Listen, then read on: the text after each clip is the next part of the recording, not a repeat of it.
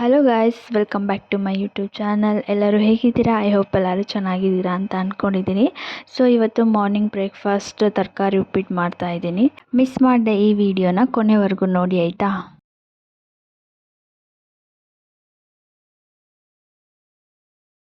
ಮೊದಲಿಗೆ ತರಕಾರಿ ಉಪ್ಪಿಟ್ಟು ಮಾಡೋಕ್ಕೆ ಏನೇನು ಬೇಕು ಅದೆಲ್ಲ ಇಂಗ್ರೀಡಿಯೆಂಟ್ಸ್ನ ಕೂಡ ರೆಡಿ ಮಾಡಿ ಇಟ್ಕೊಂಡಿದ್ದೀನಿ. ಪಾತ್ರೆ ಬಿಸಿಯಾದ ನಂತರ ನಾನು ಒಂದು 3 to 4 ಟೇಬಲ್ ಸ್ಪೂನ್ ಆಗುವಷ್ಟು ಆಯಿಲ್ನ ಹಾಕೋತಾ ಇದ್ದೀನಿ. ಎಣ್ಣೆ ಕೂಡ ಚೆನ್ನಾಗಿ ಕಾದಿದೆ. ಇವಾಗ ನಾನು 1 ಟೇಬಲ್ ಸ್ಪೂನ್ ಆಗುವಷ್ಟು ಕಡಲೆಬೇಳೆನ ಹಾಕ್ಕೊಂಡು ಫ್ರೈ ಮಾಡ್ಕೋತೀನಿ. ಕಡಲೆಬೇಳೆ ಕೆಂಪಾಗೋವರೆಗೂ ಫ್ರೈ ಮಾಡ್ಕೋಬೇಕಾಗುತ್ತೆ. ನೀವು ಕಡಲೆ ಬೀಜ ಸಹ ಹಾಕೋಬೋದು, ಬಟ್ ನಂತರ ಇದಕ್ಕೆ 1 ಟೇಬಲ್ ಸ್ಪೂನ್ ಆಗುವಷ್ಟು ಉದ್ದಿನಬೇಳೆನ ಹಾಕೋತಾ ಇದ್ದೀನಿ. ಇದನ್ನು ಕೂಡ ಚೆನ್ನಾಗಿ ಫ್ರೈ ಮಾಡ್ಕೋಬೇಕು. ನೆಕ್ಸ್ಟ್ ಇವಾಗ ಗೋಡಂಬಿನ ಹಾಕೋತಾ ಇದ್ದೀನಿ. ಗೋಡಂಬಿ ಹಾಕಿದ್ರೆ ತುಂಬ ಟೇಸ್ಟ್ ಚೆನ್ನಾಗಿರುತ್ತೆ. ಸೊ ಆಲ್ಮೋಸ್ಟ್ ನಾನು ಈ ಉಪ್ಪಿಟ್ಟು ಚಿತ್ರಾನ್ನ ಅಂತ ಬಂದಾಗೆಲ್ಲ ಇದನ್ನು ಸೇರಿಸ್ಕೋತೀನಿ. ಇವಾಗ ಸಾಸಿವೆ ಹಾಗೂ ಜೀರಿಗೆನ ಸೇರಿಸ್ಕೊತಾ ಇದ್ದೀನಿ. ಎರಡು ಕೂಡ ಒಂದೊಂದು ಹಾಫ್ ಟೇಬಲ್ ಸ್ಪೂನ್ ಆಗುವಷ್ಟಿತ್ತು. ಸೊ ಇದನ್ನು ಕೂಡ ಫ್ರೈ ಆದ ನಂತರ ಇವಾಗ ಚಿಲ್ಲಿನ ಹಾಕೋತಾ ಇದ್ದೀನಿ. ಖಾರಕ್ಕೆ ಎಷ್ಟು ಬೇಕೋ ಅಷ್ಟು ಹಾಕೋಬೋದು. ನಾನು ಒಂದು 4 ರಿಂದ 5 ಮೆಣಸಿನ್ಕಾಯಿನ ಈ ಥರ ಕಟ್ ಮಾಡಿ ಹಾಕೋತಾ ಇದ್ದೀನಿ. ಇವಾಗ ಒಂದು ದಪ್ಪ ಈರುಳ್ಳಿನ ಕಟ್ ಮಾಡಿ ಇಟ್ಕೊಂಡಿದ್ದೆ. ಸೊ ಅದನ್ನು ಕೂಡ ಹಾಕ್ಕೊಂಡು ಇವಾಗ ಇದನ್ನು ಕಲರ್ ಚೇಂಜ್ ಆಗೋ ತನಕ ಫ್ರೈ ಮಾಡ್ಕೋಬೇಕು. ನಂತರ ಕರಿಬೇವು ಸೊಪ್ಪು ಕೂಡ ಹಾಕೋತಾ ಇದ್ದೀನಿ. ಇದನ್ನು ಕೂಡ ಚೆನ್ನಾಗಿ ಫ್ರೈ ಮಾಡ್ಕೋತೀನಿ. ಇವಾಗ ನೀವು ನೋಡ್ತಾ ಇರ್ಬೋದು ಈರುಳ್ಳಿ ಕಲರ್ ಎಲ್ಲ ಚೇಂಜ್ ಆಗಿದೆ. ನಾನು ಈ ಟೈಮಲ್ಲಿ ಬಟಾಣಿನ ಹಾಕೋತಾ ಇದ್ದೀನಿ. ಒಂದು 1/2 ಕಪ್ ಆಗುವಷ್ಟು ಬಿಡಿಸಿಟ್ಕೊಂಡಿದ್ದೆ.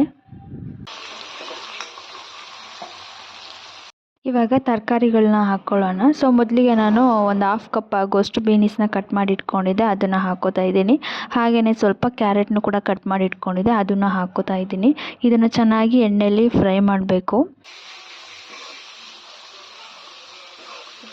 ಸೊ ಈ ಟೈಮಲ್ಲಿ ನಾವು ರುಚಿಗೆ ತಕ್ಕಷ್ಟು ಉಪ್ಪನ್ನ ಸೇರಿಸ್ಕೋಬೇಕಾಗುತ್ತೆ. ಯಾಕೆಂದರೆ ಅದು ತರಕಾರಿಗೆ ಚೆನ್ನಾಗಿ ಹಿಡಿಯುತ್ತೆ ಈ ಟೈಮಲ್ಲಿ ಹಾಕೋದ್ರಿಂದ. ಹಾಗಾಗಿ ತರಕಾರಿ ಟೇಸ್ಟ್ ಕೂಡ ಹೆಚ್ಚಾಗುತ್ತೆ, ಹಾಗೆಯೇ ಚೆನ್ನಾಗಿ ಬೇಯುತ್ತೆ. ಆದಷ್ಟು ನಾವು ತರಕಾರಿಗಳನ್ನ ಎಣ್ಣೆಯಲ್ಲೇ ಬೇಯಿಸ್ಕೋಬೇಕಾಗುತ್ತೆ.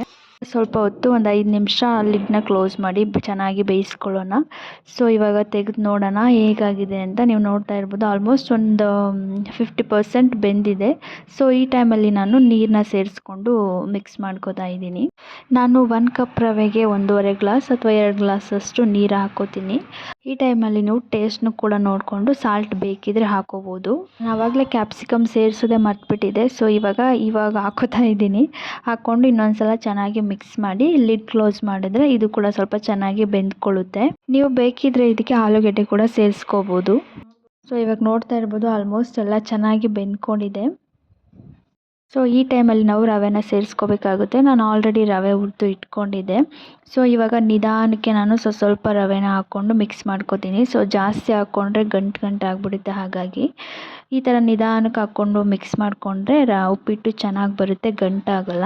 ನಾನು ಬನ್ಸಿ ರವೆ ತೊಗೊಂಡಿಲ್ಲ, ನಾರ್ಮಲ್ ರವೆನೇ ತೊಗೊಂಡಿದ್ದೀನಿ. ಸೊ ಬನ್ಸಿ ರವೆಯಲ್ಲೂ ಕೂಡ ಚೆನ್ನಾಗಿ ಬರುತ್ತೆ. ನೀವು ಒಂದ್ಸಲ ಅದ್ರಲ್ಲಿ ಟ್ರೈ ಮಾಡಿ. ನಮ್ಮ ಮನೇಲಿ ನಾರ್ಮಲ್ ರವೆ ಇತ್ತು, ಹಾಗಾಗಿ ಇದನ್ನೇ ಬಳಸ್ಕೊಂಡೆ. ರವೆ ಹಾಕೋ ಟೈಮಲ್ಲಿ ಸ್ಟವ್ ಲೋ ಫ್ಲೇಮಲ್ಲಿ ಇಟ್ಕೊಳ್ಳಿ. ಹೈ ಫ್ಲೇಮಲ್ಲಿ ಇಟ್ಕೊಂಡು ಹಾಕಿದ್ರೆ ಗಂಟಾಗಿಬಿಡುತ್ತೆ. ಹಾಗಾಗಿ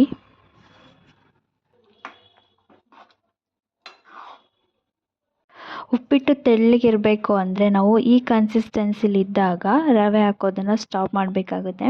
ರವೆ ಅರಳೋದ್ರಿಂದ ಟೆಕ್ಸ್ಚರ್ ಸರಿ ಹೋಗುತ್ತೆ. ಹಾಗಾಗಿ ಒಂದ್ಸಲ ಚೆನ್ನಾಗಿ ಮಿಕ್ಸ್ ಮಾಡಿ ನಾವು 1-2 ನಿಮಿಷ ಲಿಡ್ ಕ್ಲೋಸ್ ಮಾಡಿದ್ರೆ ತುಂಬಾ ಚೆನ್ನಾಗಿ ಬರುತ್ತೆ. 1-2 ನಿಮಿಷ ಬೇಯಿಸ್ಕೋಬೇಕಷ್ಟೇ. ಇವಾಗ ನೀವು ನೋಡ್ತಾ ಇರ್ಬೋದು ಆಲ್ಮೋಸ್ಟ್ ಉಪ್ಪಿಟ್ಟು ರೆಡಿಯಾಗಿದೆ. ಸೊ ಇದಕ್ಕೆ ಏನಪ್ಪ ಪೆಂಡಿಂಗ್ ಅಂದರೆ ನಾವು ಸ್ವಲ್ಪ ಇವಾಗ ಕೊತ್ತಂಬರಿ ಸೊಪ್ಪನ್ನ ಹಾಕ್ಕೋಬೇಕಾಗುತ್ತೆ. ಸೊ ಆಲ್ರೆಡಿ ಕಟ್ ಮಾಡಿ ಇಟ್ಕೊಂಡಿದ್ದೆ, ಅದನ್ನು ಕೂಡ ಹಾಕ್ಕೊಂಡು ಇವಾಗ ಚೆನ್ನಾಗಿ ಮಿಕ್ಸ್ ಮಾಡ್ಕೋತೀನಿ. ನೀವು ಬೇಕಿದ್ರೆ ಕೊತ್ತಂಬರಿ ಸೊಪ್ಪನ್ನ ತರಕಾರಿನ ಎಣ್ಣೆಲಿ ಫ್ರೈ ಮಾಡ್ಕೊಳ್ಳೋ ಟೈಮಲ್ಲೇ ಹಾಕ್ಕೋಬೋದು. ಬಟ್ ಲಾಸ್ಟಲ್ಲಿ ಹಾಕಿದ್ರೆ ಚೆನ್ನಾಗಿರುತ್ತೆ ಅಂತ ಹೇಳಿ ನಾನು ಲಾಸ್ಟಲ್ಲಿ ಹಾಕ್ಕೊಂಡೆ. ಇವಾಗ ಇದನ್ನು ಪ್ಲೇಟ್ಗೆ ಸರ್ವ್ ಮಾಡ್ಕೋತಾ ಇದ್ದೀನಿ. ಸೊ ತರಕಾರಿ ಉಪ್ಪಿಟ್ಟಂತೂ ಸಖತ್ತಾಗಿ ಬಂದಿದೆ. ನೀವು ಲಾಸ್ಟಲ್ಲಿ ಸ್ವಲ್ಪ ತುಪ್ಪನೂ ಕೂಡ ಸೇರಿಸ್ಕೋಬೋದು. ತುಂಬ ಈಸಿಯಾಗಿ ಕ್ವಿಕ್ಕಾಗಿ ರೆಡಿ ಆಗುವಂತಹ ರೆಸಿಪಿ ಇದು.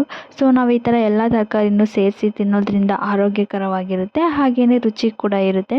ನೀವು ಒಂದ್ಸಲ ಟ್ರೈ ಮಾಡಿ. ಇದೇ ಥರ ಕುಕ್ಕಿಂಗ್ ವೀಡಿಯೋಸ್ಗಾಗಿ ನನ್ನ ಚಾನಲ್ನ ಸಬ್ಸ್ಕ್ರೈಬ್ ಮಾಡ್ಕೊಳ್ಳಿ ಅಂತ ಹೇಳ್ತಾ ಈ ಬ್ಲಾಗ್ನ ಇಲ್ಲಿಗೆ ಎಂಡ್ ಮಾಡ್ತಾ ಇದ್ದೀನಿ. Thank you.